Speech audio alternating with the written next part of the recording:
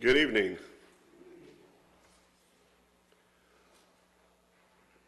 We are in Titus chapter 2. I know, yeah, see? We made it. Titus chapter 2.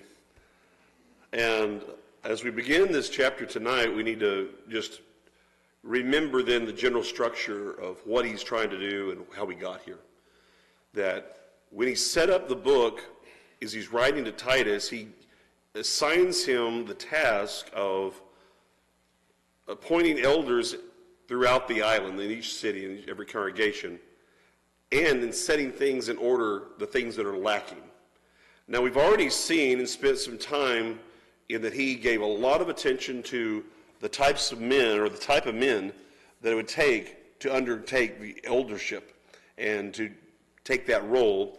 And he transitioned in talking about their responsibility in holding fast the faithful word and the need to address those problems, that Titus also needed to rebuke those who were busy creating issues that were upholding Jewish fables. We talked about that, going after the wrong ideas and influenced by what is essentially Jewish literature that was becoming more popular during that day. So having essentially dealt with the big issue of setting up for the eldership and what that needed to do, and then addressing, here's the big issue of a problem that's going on. Now he gets to move on, and in a sense now, we're going to set some things out there positively that once you've set the structure for the congregation, once we've addressed and taken care of and eliminated some of those negative things that are keeping it from being able to progress and be what it needs to be, we get those out of the way. That's not enough. It isn't enough to simply have an external structure with leadership that is proper and appointed in place. It isn't enough to just say, okay, with that, we're going to get all the false teachers out. But to get everything properly in order in a congregation requires positive instruction that addresses the lives and interactions of the members. And that without that, there's going to be something lacking in what the congregation needs. So what we find when we get into chapter 2 is this discussion that is laid out basically in groups based upon age and gender. And he lays that out, and to show that there are different needs, there are different expectations for where you are in life and what your role is, for how that's going to work within the broader responsibilities of a congregational community. And I want you to think a little bit this evening as we begin this, that what he is trying to do is develop congregational community. That begins with leadership, already discussed, making sure that there are not any problems that are going to undermine it, but then we have to build it. And so as we turn our attention to chapter 2, we read then verse 1. But as for you, speak the things which are proper for sound doctrine. Now, he's going to then expand upon this, but I want to just kind of set the parameters here. And I want you to note the difference between what he just said in verse 16 as a contrast to what he said in verse 1. So let's back up now one verse. They profess to know God, but in works they deny him, being abominable, disobedient, and disqualified for every good work. If you go back even further to see that description to verse 13, and this captures well, I think, the whole of it. This testimony is true, therefore rebuke them sharply, that they may be sound in the faith, not giving heed to Jewish fables and commandments of men who turn from the truth. To the pure all things are pure, but to those who are defiled and unbelieving nothing is pure, but even their mind and conscience are defiled. They profess to know God, but in works they deny him, being abominable, disobedient, and disqualified for every good work. If you take those verses from 13 through 16, and then you can see in chapter 2, going down through the whole of chapter 2, I want you to notice what he does. In both instances, he starts with something about soundness. The false teachers were not sound. What we find with Titus is he is to teach something that is sound. And they both end with work. You find that they were disqualified, these teachers were disqualified for every good work. But if you look down at the end of verse 14, before he does the roundup, if you will, in 15, he says, and purify for himself his own special people, zealous for good works. And then he's going to return to talk about in a review about what you need to speak. Now, what I think that shows, and if you notice the parallel, what he has done is set this up to talk about these teachers and the way in which they are, what they're teaching, how they're living, what they're doing. And that is put there in that place as a backdrop for contrast to his expectations for the congregation. And that, therefore, all these things that we've been talking about, that they were like and what they did, he is then flipping over on the other side. Because they were doing things that were turning away from the truth, and they needed to be rebuked so they could be sound in the faith. But then we see as it starts here, but as for you, speak the things, so there's your content, which are proper for sound doctrine. So he is now moving on, and in all the ways that they were going the other direction, you need to go this. They were going in an unsound way. They were teaching that you needed to change. This is what you need to do. So there's some practical things, though, when you look at this. When he says, but as for you, okay, whatever those false teachers do, that has nothing at all bearing on what you should decide to do. You need to do what is the proper thing to do, what is the fitting thing to do, rather than get drawn into whatever they're doing. What they're saying shouldn't influence you as to what you're doing. And that's true in two ways. It shouldn't pull you in so that you would accept some of that or compromise with it. And it also shouldn't be the foundation that you're against that. And so that you're just kind of then, what we have is, I talk to the students at school about the problem of pendulum swings by being so much your identity being against the other person that you just keep moving further and further and further until you're no longer where you need to be either, because it's all in comparison to someone else rather than according to the Word of God. Okay? That needs to be the standard, which is what he says when he says, you speak the things which are proper for sound doctrine. What makes it proper for sound doctrine? Fitting, I think the King James is. But what does it take to fit that standard? To make that in accordance with is good. And that's why I said fitting is pretty nice. Proper is that there's a standard of what sound doctrine is. Does it match up? Is it in accordance with? I like that terminology. But is it part of that general description? And does it fall in a general category? Okay. They were over here trying to come up with new things from this other set of the Jewish fables. Because you need to be concerned about whether what you're saying is coming from this that gives us truth. And it is sound doctrine. It has to be proper. Now, that means, though, we saw that difference with truth from the earlier portion. That's how we know, if you look up above, again, going back to the fact that they are turning from the truth, and therefore he's keeping them to it. First of all, what is doctrine? As just a word. If you think of doctrine, what is that? It's teaching. It's instruction. So sometimes, it's funny because we can end up putting some extra words from how it's developed, for example, the doctrinal and the practical, and when this is actually just simply instruction. Bill? Well, as Paul was writing to Timothy in chapter 4, 2 Timothy, he's talking about preaching the word. Mm-hmm. That's right. And that's really very much along the same line, isn't it, here? Yeah.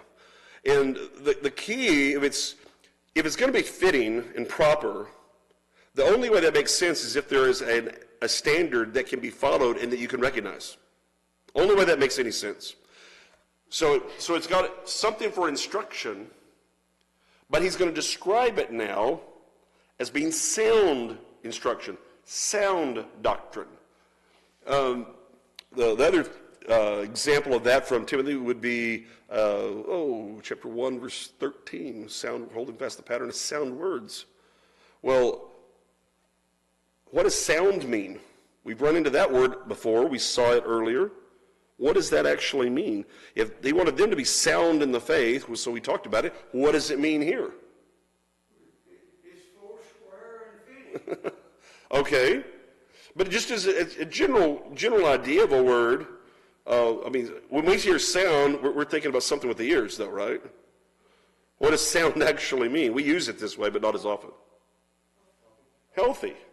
Okay, now, so we've got healthy instruction, right? Now, this is going to be important. If you got healthy instruction, let's tie it back in with the whole idea of what you're being fed spiritually. So what you're being fed spiritually needs to be healthy instruction. And it has all of those characteristics. It doesn't need to be, you don't need to go on a crash diet spiritually. Some people do. You don't need to go, and some people want to eat all the sugar and fatty foods spiritually. All right, that doesn't work out well either, okay? It's bad, okay? You end up in a bad shape, okay? Something like this. But you need healthy instruction spiritually, means it's putting you in the best situation to feed your soul to be the healthiest, soundest, fittest, in the best shape it can be. And what we find here when he's talking about it, he's about to expand upon that, and that's why I think it's really important that this occurs here. Because everything that follows that he's about to go into, I'd say almost through the rest of the chapter, he is including under the characterization of sound doctrine. Now keep that in mind, and I'm just going to point this out, that mostly what he's going to address is Christian character and individual behavior. Until you get really to verse 11. And then he goes into matters of salvation and the relationship we can have and our responsibilities in terms of understanding what God has done, understanding how we must live, and understanding based upon both of these what we must do as God's people. And that as a whole is a summary of what sound doctrine includes. It's obviously not a complete, full list, but it is the core. And here's why I bring that up. How many times do we talk about sound doctrine, and we are only keeping within that framework what we'd say are issues that have to do with matters of understanding and are not about spiritual life and how you are progressing in the building of your character. Now, I don't know all your experience, but in general, when people talk about sound doctrine, they tend to have the list of kind of things. For example, I don't know, maybe you have, we have one at the school. A list, and we go through and ask questions. What do you believe about this? What do you believe about this? How do you understand this? You go through your whole list, right? You know what I've never seen on one of those? Tell me about your prayer life. What's your personal Bible study like? What are you doing to grow spiritually? How are you developing your relationship with your brethren? Aren't those biblical subjects? Aren't those matters of Christian concern? And they are certainly what he's really covering in different ways here. So what that means is you could have a congregation filled with people who all agree on our list of what we call what is sound doctrine, and yet fall far short of sound doctrine. That is what I want us to understand when we get to a passage like this. That it's not just what you believe and getting the doctrine right. That is part of this. But if we leave it as the whole and never talk about how that is supposed to, the core aspects of how Christianity is supposed to impact us in life, we're only halfway there to what we need to be, and that we're not healthy. You can have all the right answers doctrinally to be, and that are healthy answers. But do you have healthy attitudes and behaviors? You all understand this? We need to make sure we're working on both. Okay.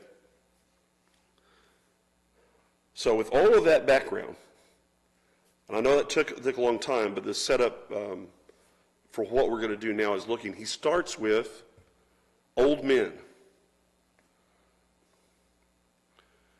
Now that doesn't mean the rest of you just tune out. And it also means that none of you old men act like you're not old men, okay? All right, so let's consider this, what we're dealing with. That the older men be sober, reverent, temperate, sound in faith, in love, in patience. First question, why does he start with the older men? The worst of the bunch? Boy, I hope that's not the reason why. I mean, I guess theoretically it could be. Okay, it's also the older, right? The older is a key too. You're starting with the more mature, the expectations are higher.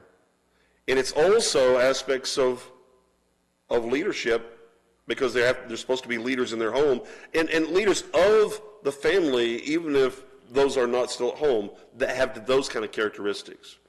So think about what he is building on. He spent so much time talking about qualifications for elders, and we'll spend a lot of time going over those, but now he comes down and says, you know, they're really kind of qualifications for what it really means to be a Christian at a particular age. About what you ought to do, what you ought to be. And so I want us to consider what the impact is of each one of these characteristics for the older men. He starts off, and you will notice that there's going to be some overlap here. First of all, he says they are to be sober. And there are, if you want to look ahead, you can see, try to figure out that there are 3 words at least that are very close in thought. But first we start with sober, and this is used somewhat in the realm of in response to alcohol, but not entirely. The whole idea is, if I'll characterize it this way, as being clear-headed. You need to be older men. You need to be clear-headed. You don't have muddled thinking. You want to have enough experience that what you bring to the table is that you can get rid of a lot of this other stuff that a lot of times is a distraction that puts things out of focus, and just what we talk about, just kind of life's kind of jumble, and make sure you get it to where you have clear thinking. Okay, so there's an expectation there for them. Now, go ahead, Bill. You get rid of youthful mistakes. Okay, yes. That's again, why should there be that expectation is that you ought to have been able to work out through experience a lot of the types of things that, number one, that really don't matter. Let's start with those. When you're young, you can let a whole lot of things that really don't matter get in the way in your decision making. Okay? That's number one. So your part of the experience is clearing the house of all the things that, I don't need to worry about that. So you get those kind of things. But also, from the things you've learned along the way, it says, that's not a good way to do things. Sometimes it's from what you've experienced. Some things it's from the things you yourself have done. But so that you can have the idea of this being sober-minded here, okay, sober, is that it provides clarity. And I think sometimes, okay, so we can know where we're coming from overall, I think that, from what I've seen, I think younger people can have trouble appreciating the clarity that experience brings. Okay, why? Because they haven't had that experience. They're still trying to figure out all these kind of things. And if you just try to lay it out and say, no, you don't need to worry about this. This is really all the things you need to think about. They look at you like you don't care. Right? I'm not picking on you young people. I'm just pointing out the nature of the problem, okay? That you're working through this, but it's part of the nature of life. That if you've got someone that is taking things the proper way in Christianity, that you're really getting things out to clear up, and so that you're not letting any of these other things cloud your judgment. Okay? That's when you think you're not muddle-headed, but you're clear is an unclouded judgment. That's what you're looking for. So that you're not letting the wrong kind of things affect the decisions that you make, but that it's solely, you're clearing everything off, and it's what God wants, what is the right thing to do, and how can I best go about this for his cause. That's sound. How do I be healthy? I need to get the things out that are going to cause me problems. The next word is reverent. And this is a difficult word.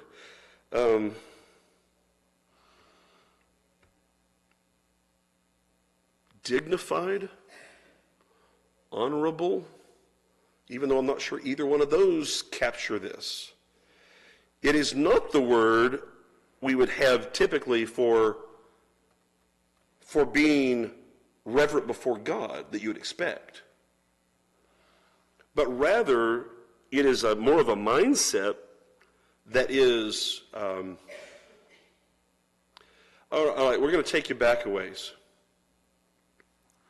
This is the idea I would say it's close. Remember that in 2000, that's when all you old men weren't old men, right? Okay, maybe some of you were, I don't know. Bill's trying to decide. Yeah, maybe. But one of the words that came up during that election year as a criticism was the question of whether George W. Bush had gravitas. Y'all remember that?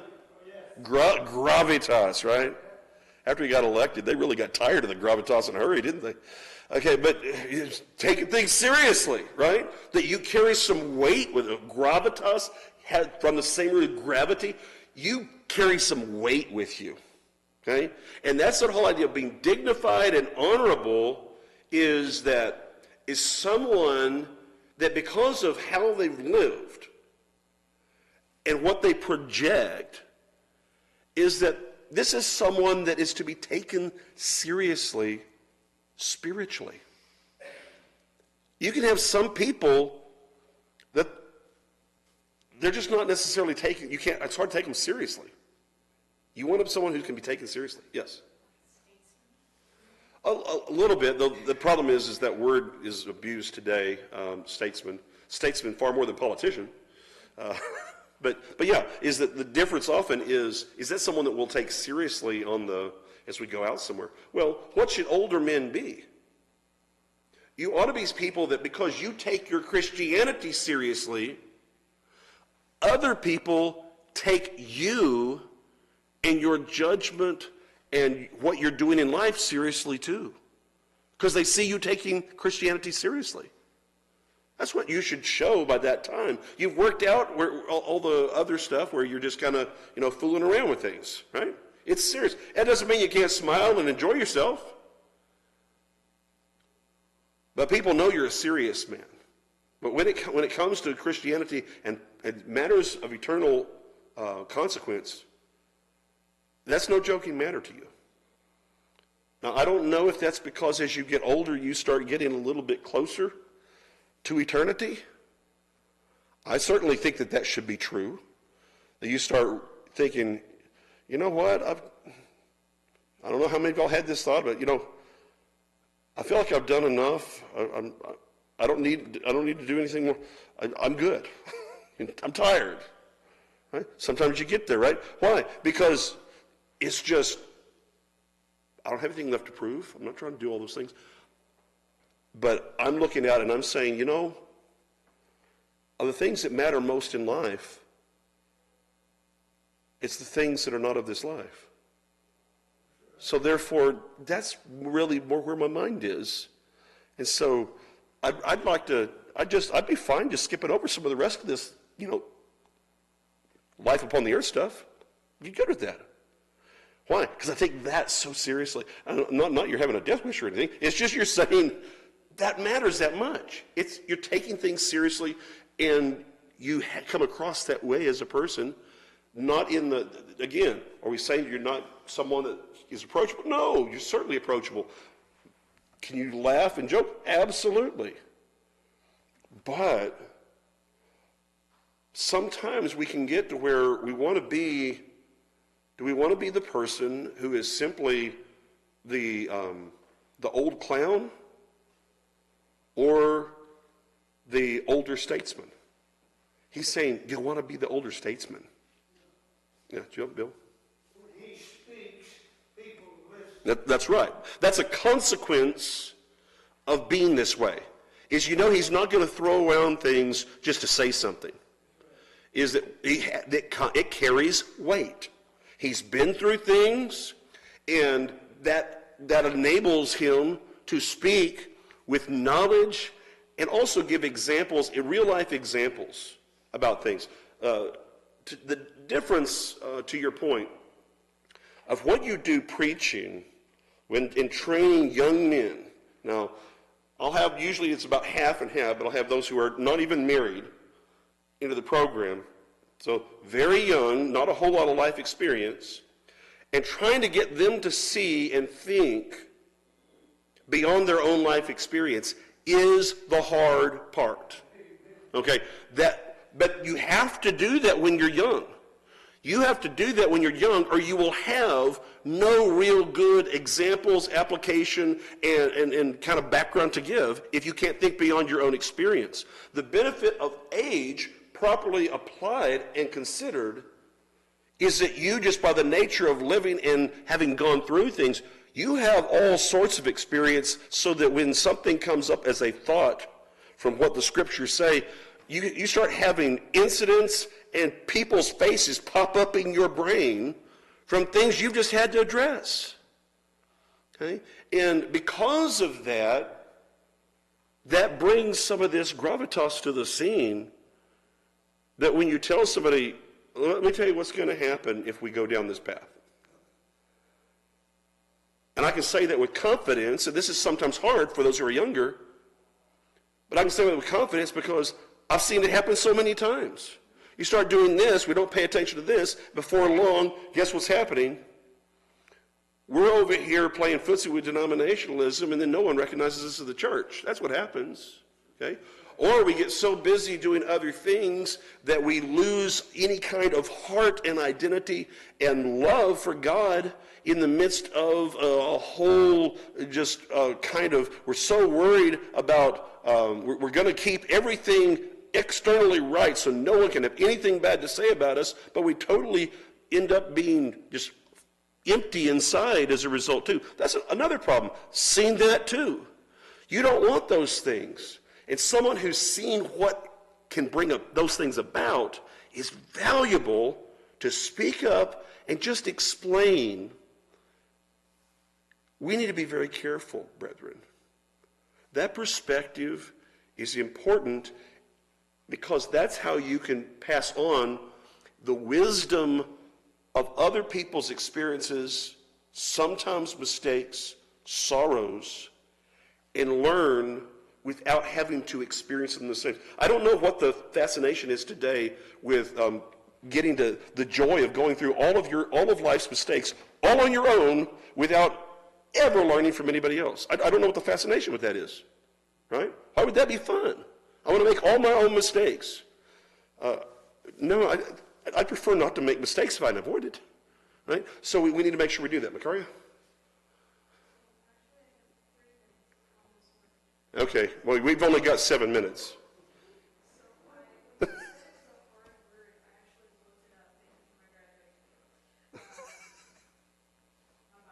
Yes, I got it. And I was noticing that the only other 3 times this word is used is in Timothy for deacons and deacons' wives, which makes sense because if deacons and deacons' wives who are doing the work of the church under the elders can't be taken seriously, Yeah. they're not going to have the right. Mm-hmm. I thought that was interesting. But the one that I thought was even more interesting is that this is the word for honorable in Philippians 4, verse 8. Yeah, good point.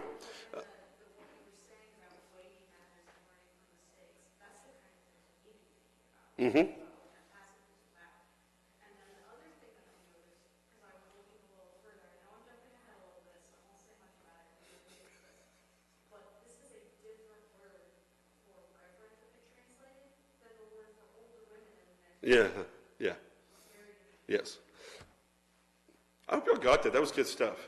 The pointing out the different usage, particularly talking about the deacons and deacons' wives, and then especially in Philippians 4:8 where it's found, of how you need to think.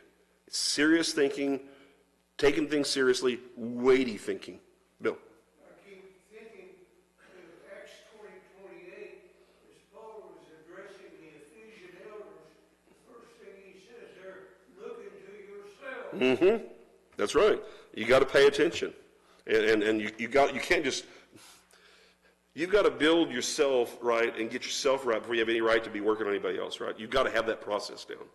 Not perfect, but you've got to have it in process, right? So, y'all really, I know 2 verses is the regular, but y'all aren't letting me get there. Phil? In Philippians, the ESV translates it as honorable. Mm-hmm.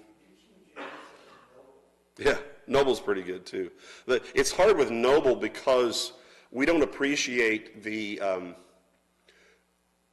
because of the difference in society that we have, we don't think of what nobility was designed to convey. And that's the same thing where these were more noble than those in Thessalonica. It actually is talking, if you look at that word, it's the idea of people of a higher status. And so, yeah, that's very true. If you just put this now with sober, reverent, and now temperate, I at least want to get this word in. Okay, we've seen temperate before, but this we often think of temperate as being self-control, but that's not what this word is. But we've seen this word before. If you go back, that is correct. So if we go back and you look at in verse 8, it is the word that is translated as sober-minded in the New King James. It can be really frustrating when they're not consistent, especially in the same book, because you're not going to make some of the connections that clearly the author intended. You also have another reference to sound. So you had one to reference to sound among the elders, a reference to sound among the correction for the false teachers, and a reference to sound for the people. Okay? That kind of matters to him, right? He wants a healthy congregation. So when you come here, and he is talking about the next one he has sound, but temperate, it's that same idea of you want to have people, you want to have thinking that is safely fenced in and that is safe thinking. In the sense that, and we see multiple times here, but we talk about showing prudence and discretion. And those are words that we don't hear a whole lot about today. You don't hear prudence mentioned a lot. It's a form, if you will, of practical wisdom, maybe. You have basic decisions you need to make just in going through in life, but you're putting thought into it about thinking ahead to make sure that you don't put yourself in a bad situation. Versus just kind of deciding something, kind of well, whatever, I'll just choose in the moment and not worry about, I'll just take it as it comes and whatever it goes, and before long you're in Eastern Asia in a war. That could happen, I'm just saying. Sorry, historical examples too much for y'all? All right. Okay, glad you got it. Partly about just thinking things through. Yeah. This decision is going to affect these next 10 decisions. That's right. This decision doesn't exist in a vacuum. You have to be aware that this one has a potential, it's going to affect, it sets up the next ones. Now notice what all three of these have just done. You're clearing out what doesn't matter, and you're making sure you're thinking clearly on anything. You're thinking about things in a weighty manner, what really matters.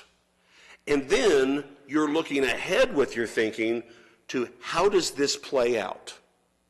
That's how an older man ought to think.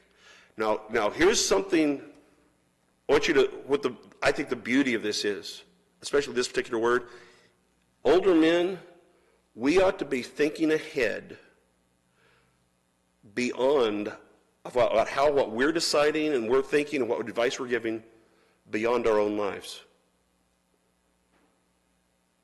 So that we can help younger men and families and women, and where we're thinking beyond that. And that's part of what this all is. It's just a way of thinking that we are serious, clear-minded, we're not distracted by everything, and we're looking ahead properly to how things play out. Because that's how you get the best place ahead of you. That's how you get there. That's how you end up where you want to be, in a proper place where God wants you, in a healthy spot in life. This is how you get there. Go ahead, Bill. This is anticipating. Mm-hmm. Yeah, and anticipating both the negative and the positive, I might add. Yes. Yeah, is you've got to be able to think ahead to realize, okay, let me do this. Okay, when I drive home, the few times I take the highway, which usually I'm smarter than that, but every once in a while I think I can outsmart the system, and I leave early, and I think, surely I can get there without traffic. And then it dawns on me, as I pull to a halt, I'm in DFW, why would I think that would happen? But as I'm going, but here's one of the things that I found out, and it's really only begun where it's just the last few years, last like 3 years, consistently. And I don't have a scientific study on it, but I can back this up, I think. When I'm going west on 121 to get on to 820, which heads toward my house. Okay, you know that interchange where 820 goes south one way, and then you go straight ahead, and that's going on 820 going west? 9 times out of 10 people, someone is going to change lanes at the last minute. 9 times out of 10. 10 out of 10? Okay, I didn't want to go there, but it just looks like that's always going to happen. The waste the last minute. You know that by experience. I know that by experience, that's right. What has happened?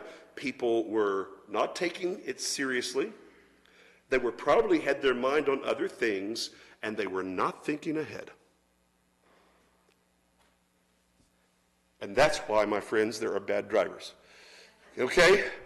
But if that will help you remember, what he's trying to say is that we see that on the highway, each one of those problems contributes to a mistake that creates problems for other people as well as ourselves. An experienced driver knows how to avoid that. Same thing should be true in life.